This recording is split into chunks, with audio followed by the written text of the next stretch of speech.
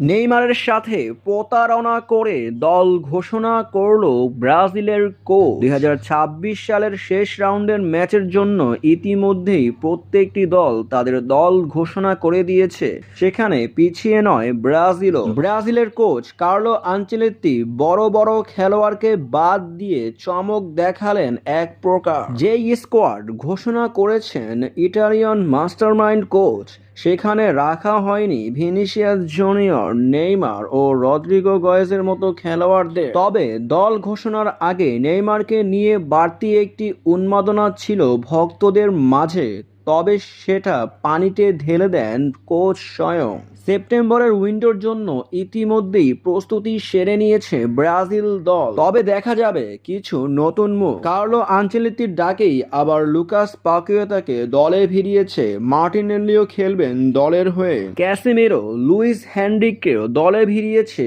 Coach. দেখা যাবে নেইমারবিহীন ভিনিসিয়াসবিহীন দল কি পারবে প্রতিপক্ষকে হারাতে, নাকি আবারও হোঁচট খেতে পারে ব্রাজিল দল। অবশ্যই জানিয়ে যাবেন আমাদের কমেন্ট বক্সে।